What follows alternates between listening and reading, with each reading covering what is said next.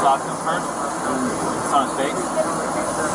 How many times did you stalk? Bravo, Romeo, India, Alpha, November. And then what? And his reaction was to do what? It's going to be out of Florida. He just grabbed you? Did he hit you though? I mean, it's okay if you're saying you hit him. I understand if he hit you, but we want to know the truth. If he actually hit you. Because,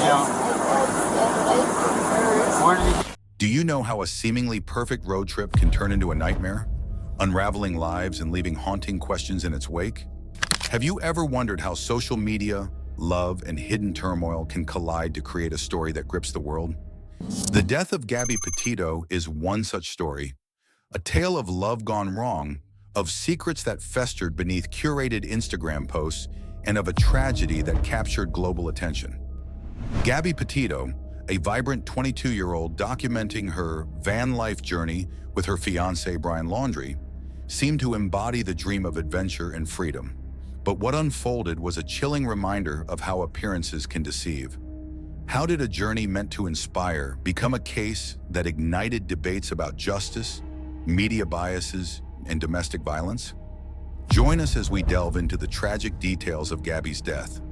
We'll uncover the unanswered questions and haunting revelations that continue to echo. She's a beautiful, free spirit, just wanting to take a journey and have fun while she's young.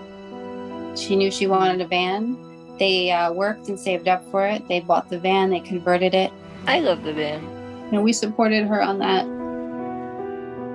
In August 2021, 22-year-old Gabrielle Venora Petito was killed by her fiancé, Brian Christopher Laundrie, during their cross-country van life journey across the United States. The couple had embarked on the trip on July 2, 2021, intending it to last 4 months, but it abruptly ended with Gabby's disappearance on August 27th. The killing occurred in Wyoming's Bridger-Teton National Forest, with Gabby suffering blunt force trauma to her head and neck and manual strangulation. Her remains were discovered on September 19th, nearly 3 to 4 weeks after her death. The autopsy confirmed the brutal nature of her murder. Laundrie, the primary suspect, had returned alone to his parents' Florida home in Gabby's van on September 1st. He refused to discuss her disappearance, raising suspicions. Authorities issued an arrest warrant for Laundrie, not for murder, but for unauthorized withdrawals using Gabby's debit card. He left his home on September 13th and was reported missing by his parents on September 17th, triggering a nationwide search.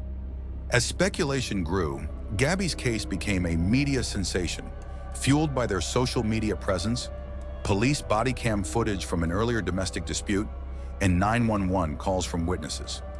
A month after Gabby's remains were found, Laundrie's skeletal remains were discovered on October 20th in Florida's Myakkahatchee Creek Environmental Park. A self-inflicted gunshot wound to the head was determined as his cause of death.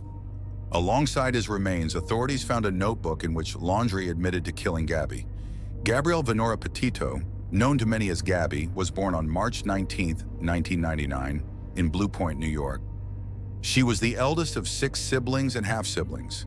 In 2013, she and her stepbrothers appeared in a music video advocating for gun violence awareness following the Sandy Hook Elementary School shooting. Gabby graduated from Bayport Blue Point High School in 2017, where she met Brian Christopher Laundrie, her eventual fiancé. After high school, Gabby moved to Carolina Beach, North Carolina, working as a hostess and kitchen staff in nearby Wilmington while contemplating college. However, she chose not to pursue her application to Cape Fear Community College.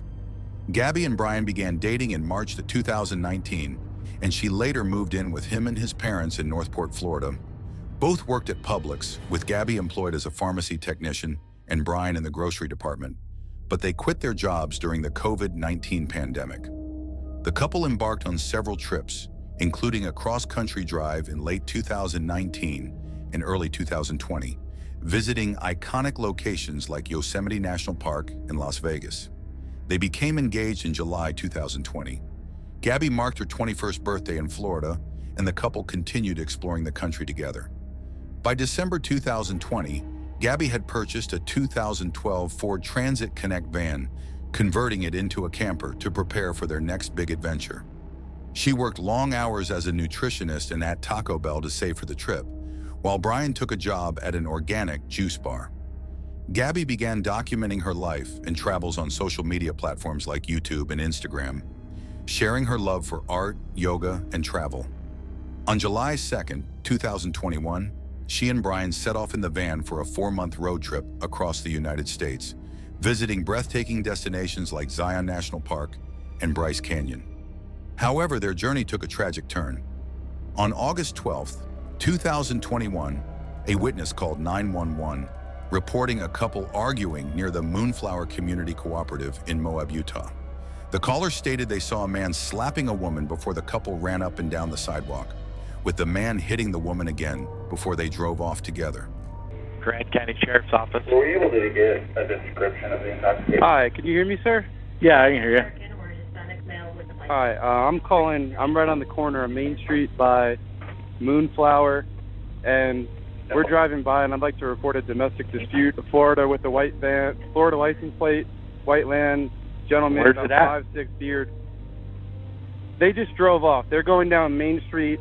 They made a right onto Main Street from Moonflower. Or what were they doing? Cooperative, but what do you say? What were they doing? We drove by, and the gentleman was slapping the girl. He was slapping her? Yes, and then we stopped. They ran up and down the sidewalk. He proceeded to hit her, hopped in the car, and they drove off. Okay, you said it's a white van? White van. I can give you the license plate if you give me 1 sec. I took a picture of it. What kind of white van? Like a big one? It was a smaller van with the license plate of, it was white, Florida license plate QFT G03. It was, the make was a Ford, model was Transit, black ladder on the passenger side. Black ladder, passenger side. White Ford Transit. White Ford Transit. Okay, what's your name? Where did they, so they turned, they headed south on Main Street from Moonflower Market? Correct, they made the right turn. Oh, so they went north. North. Yeah, sorry, I'm not from around here. Okay, so you're right there by the post office? Right across the street, yep. Okay, and when they turned onto Main Street, they went right or left? Right. Right, so they went north. North on Main. All right, I will let somebody know. Thank you. Yeah, no worries. Bye. Thanks. Police later stopped the couple's van near Arches National Park. Body camera footage revealed Gabby crying heavily, telling officers about her struggles with OCD and the stress of building her blog while traveling. She admitted to hitting Brian first during their argument, but downplayed the physical altercation, initially describing it as a bad mood moment. After officers noticed marks on her face and arm, Gabby explained that Brian had grabbed her face. Brian claimed he was trying to calm Gabby down and admitted to pushing her away to create distance.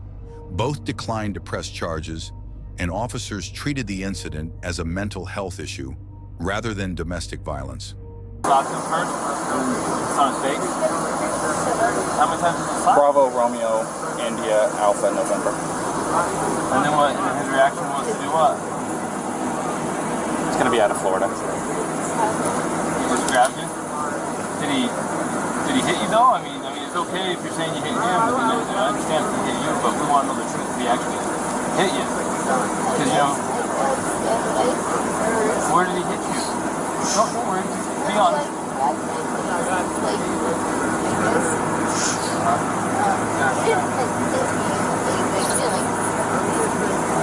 Did he slap your face or what?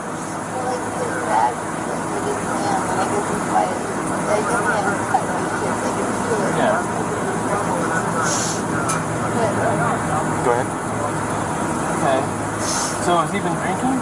No, we don't drink. Okay. What was up with his driving? This officer said he hit a curb. While you're driving? Well, he was driving. While he was driving, you were hitting him?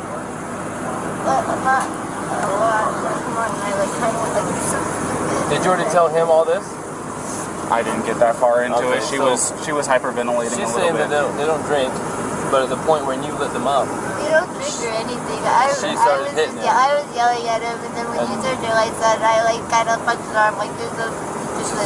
She's saying it was like hit the curb. You said it was Gabby? Yeah. I'm sorry, I remember that name was Gabby. Yeah. They separated the couple for the night, arranging for Brian to stay at a local motel while Gabby remained in the van. The Moab City Police Department later faced scrutiny for how they handled the case, with an internal investigation launched and the police chief taking a leave of absence during the review. On August 27, 2021, Gabby disappeared under mysterious circumstances. Brian returned alone to Florida on September 1st, driving the van they had shared.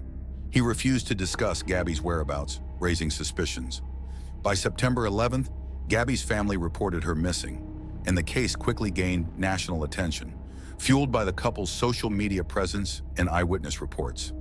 Authorities named Brian a person of interest and issued an arrest warrant for unauthorized use of Gabby's debit card, charging him with making withdrawals after her disappearance.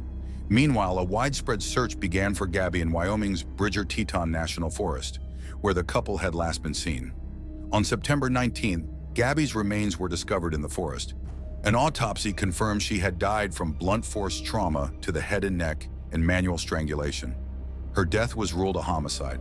As the investigation into Gabby's murder unfolded, Brian left his parents' Florida home on September 13th and was reported missing 4 days later.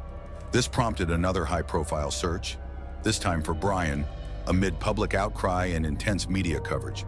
Speculation about his whereabouts dominated headlines for weeks, with many questioning the role his parents played in the case. On October 20th, authorities found Brian's skeletal remains in Florida's Miakahatchee Creek Environmental Park. Nearby, they recovered a notebook in which Brian admitted to killing Gabby. An autopsy confirmed he had died from a self-inflicted gunshot wound to the head. On August 17th, Brian Laundrie took a flight from Salt Lake City to Tampa, Florida, leaving Gabby Petito behind in Utah. According to staff, Petito stayed at a Fairfield Inn & Suites hotel near Salt Lake City International Airport for several days before checking out on August 24th. Laundrie's family attorney later explained that he made the trip to Florida to retrieve some belongings and close a storage unit to save money, as the couple was considering extending their road trip. Laundrie rejoined Petito on August 23rd, and they continued their journey. Petito's mother, Nicole Schmidt, last spoke to her daughter on August 25th.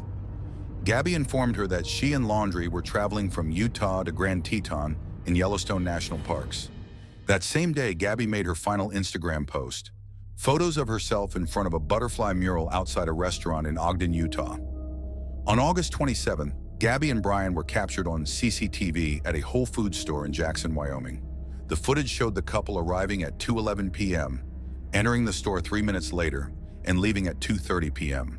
They then sat in their van for about 20 minutes before driving away and heading north on Highway 89 toward their campsite in the Bridger-Teton National Forest. This footage marked the last time Gabby was seen alive. Several witnesses later provided crucial information about the couple's behavior in the days leading up to Gabby's disappearance. Between 1 p.m. and 2 p.m. on August 27, a woman reported seeing Gabby and Brian at the Mary Piglet's Tex-Mex restaurant in Jackson Hole, Wyoming. The witness described Brian as aggressive and said he argued with the restaurant staff, including the manager, waitress, and hostess, apparently over money. Gabby was visibly upset and later returned to the restaurant, crying and apologizing for Brian's behavior.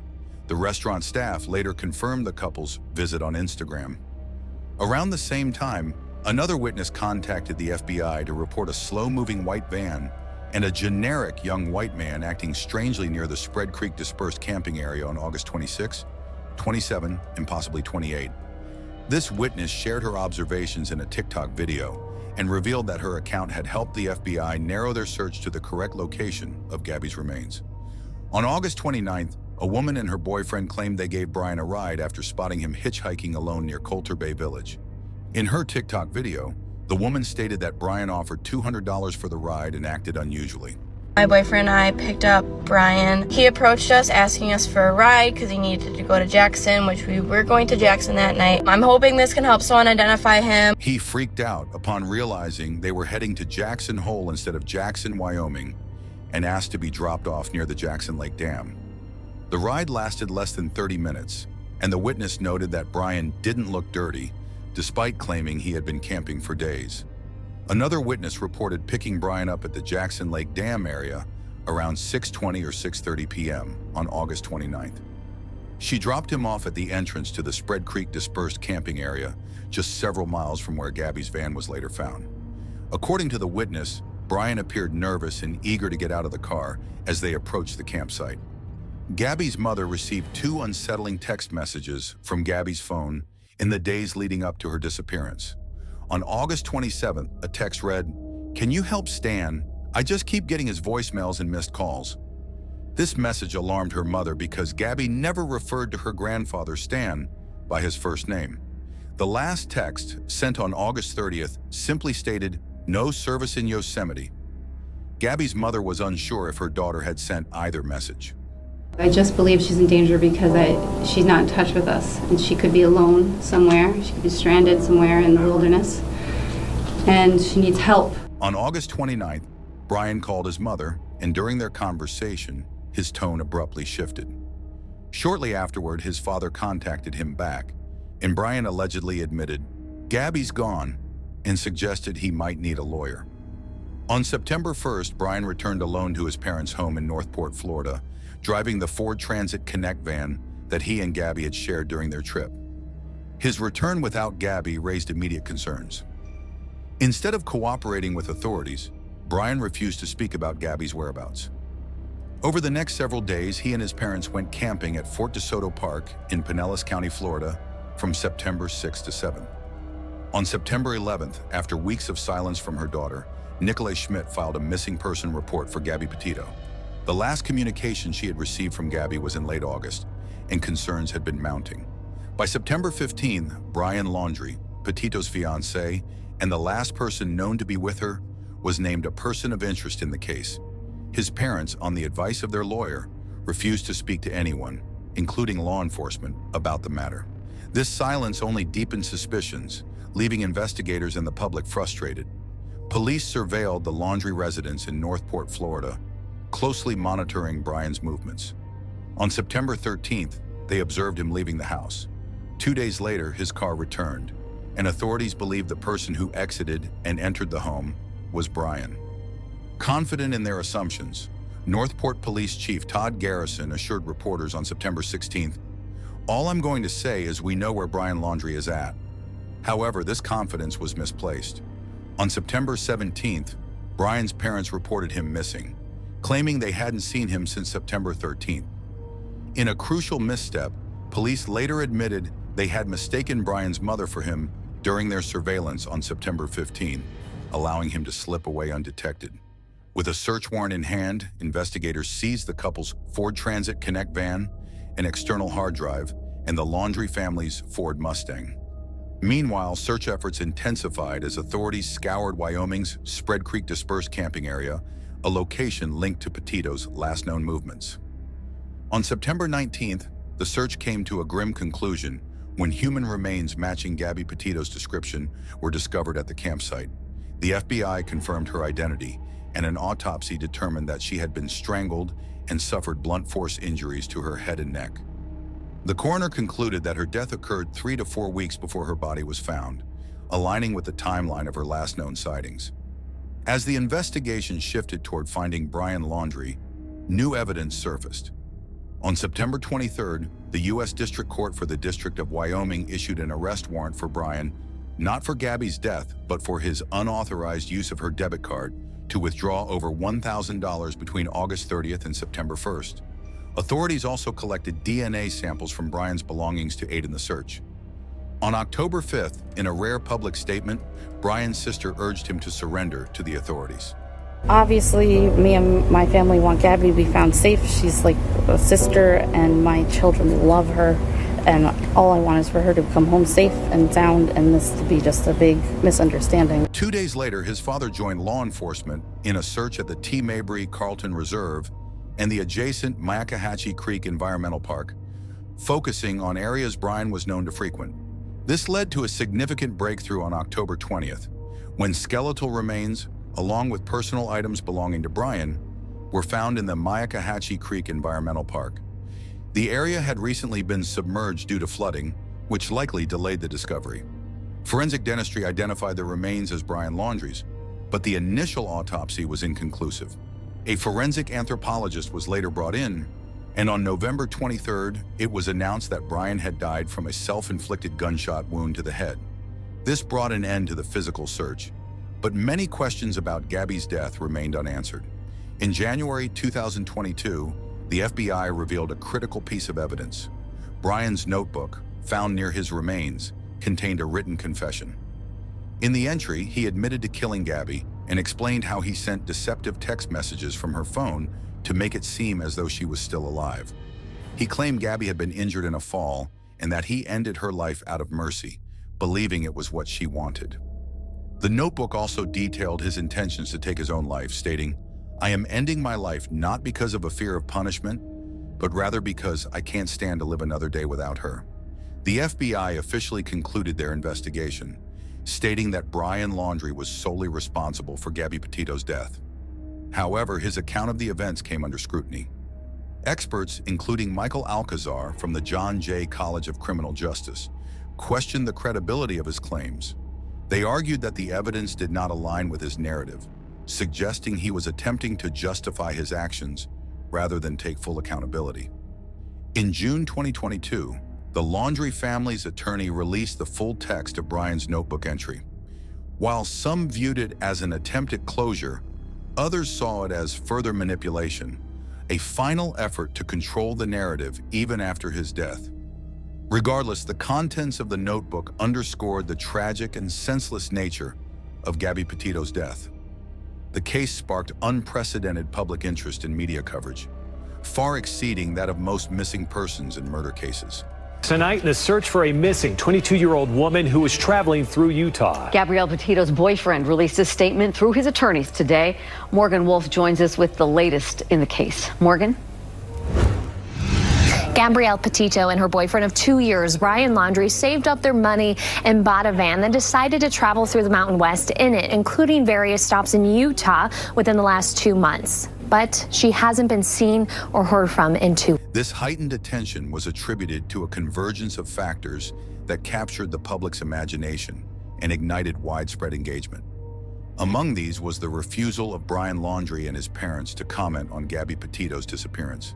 Their silence, coupled with the mysterious circumstances surrounding her last known whereabouts, created a vacuum of information that fueled speculation and intrigue. Additionally, Gabby and Brian's active presence on social media provided a digital narrative of their seemingly idyllic van life journey, contrasting starkly with the grim reality that unfolded. The couple's lifestyle, documented extensively on platforms like Instagram and YouTube, painted a picture of youthful adventure and romance, resonating with audiences captivated by the growing trend of cross-country van dwelling. This lifestyle gained particular traction during the COVID-19 pandemic, as many sought solace in the idea of freedom and exploration amid global restrictions.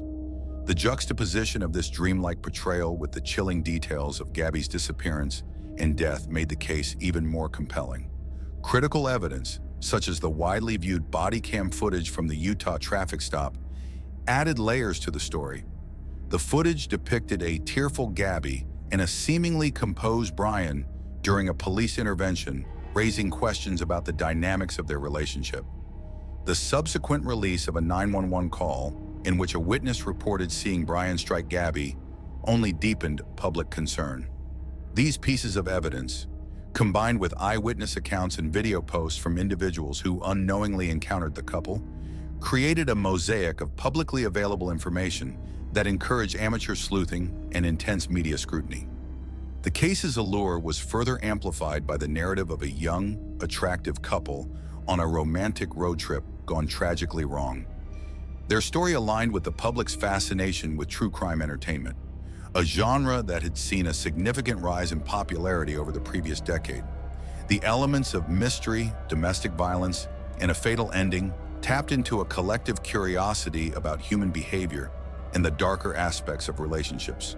Speculation about potential connections to other crimes added another layer of intrigue.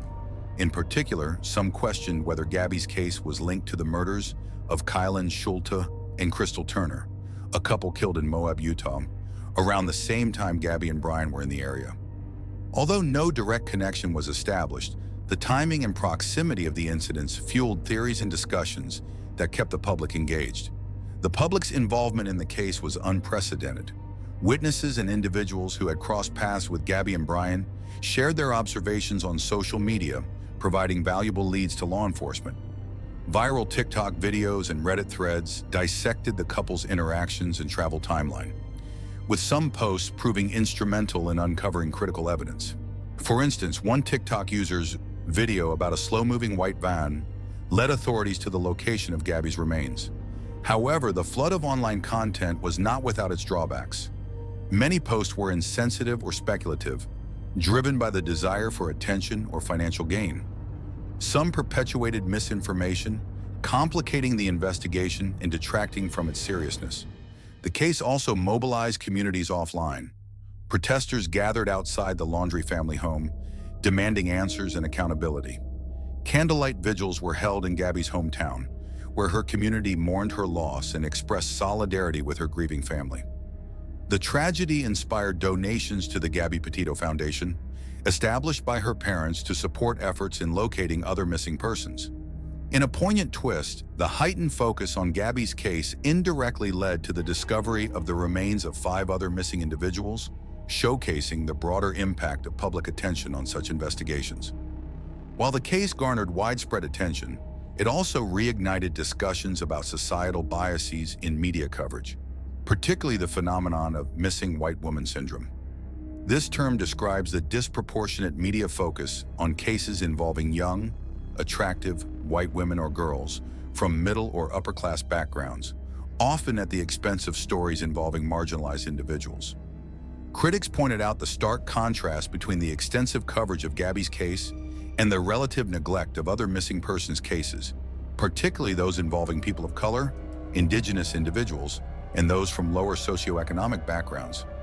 Several commentators highlighted the disparity by comparing Gabby's case to the approximately 710 indigenous people reported missing in or near Wyoming between 2018, 2011, and 2020.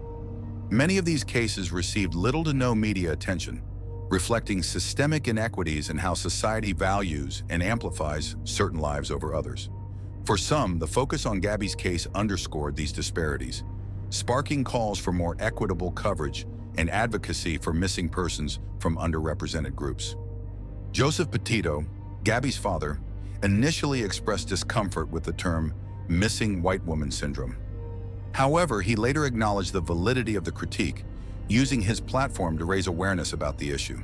Through initiatives like the Gabby Petito Foundation and his involvement in projects like the television series Faces of the Missing, Joseph has worked to shed light on cases that might otherwise go unnoticed. His efforts aim to ensure that the same level of attention and resources devoted to Gabby's case are extended to all missing persons, regardless of their background. Petito's parents filed a lawsuit against Brian Laundrie's parents and their attorney, alleging emotional distress caused by their withholding of critical information regarding Gabby Petito's death.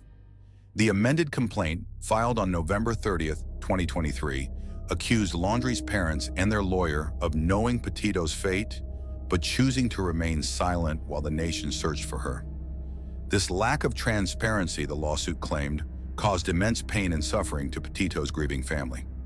Earlier, a Florida judge had allowed the lawsuit to move forward, marking a significant step in holding the Laundrie family accountable. Petito's parents argued that the silence and alleged deceit of the Laundrie family exacerbated their agony during a time when they were desperate for answers. The case sought to address not only the legal ramifications of these actions, but also the ethical and moral implications of withholding information about such a tragic incident. Separately, Petito's estate pursued a wrongful death lawsuit against Brian Laundrie's estate. On November 17, 2022, the court awarded $3 million in damages to Petito's estate. However, the recovery of this amount was uncertain, as Laundrie's estate was unlikely to possess sufficient funds to fulfill the judgment.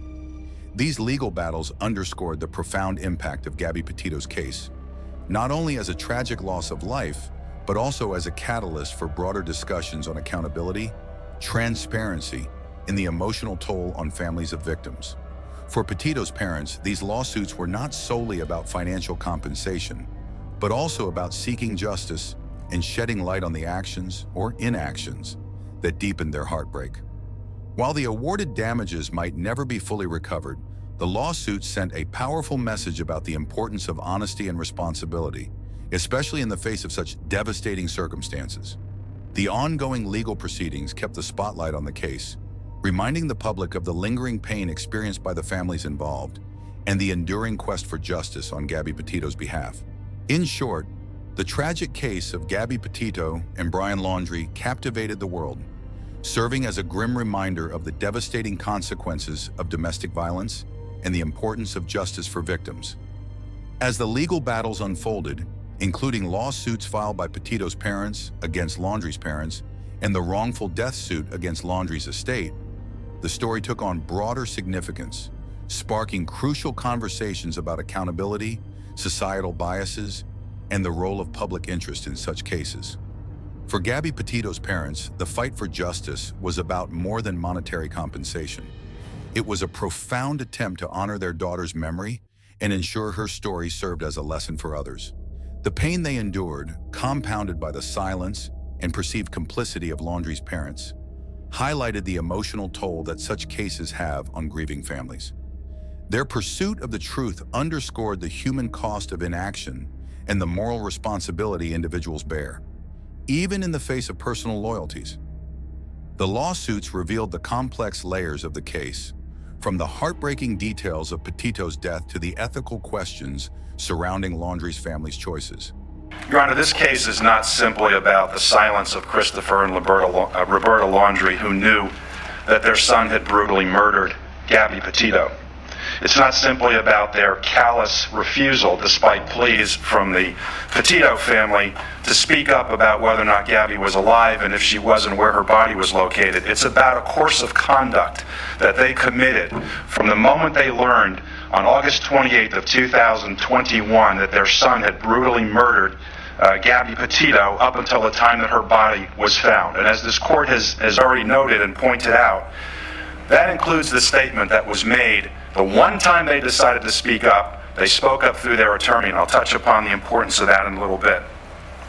As the court knows, you're bound to accept as true all of the facts alleged in the four corners of the complaint, and I'd just like to review what some of those allegations are. Well, let me ask you this, Mr. Riley.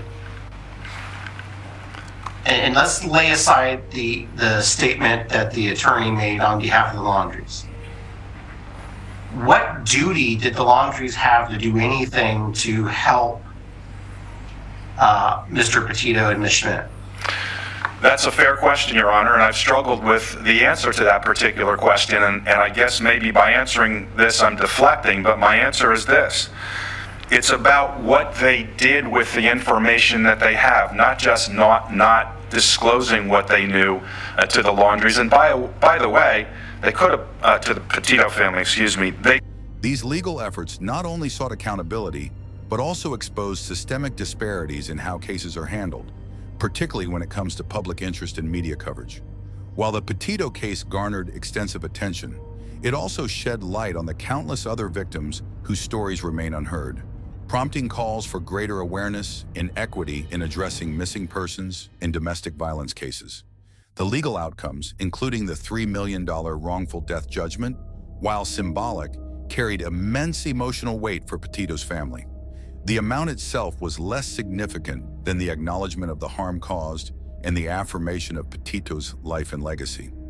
Despite the financial limitations of Laundrie's estate, the judgment served as a public declaration of responsibility, offering a measure of closure to those left behind.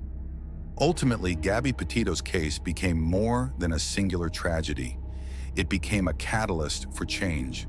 Her parents, through their advocacy and establishment of the Gabby Petito Foundation, transformed their grief into action, helping to raise awareness and support for other families enduring similar pain.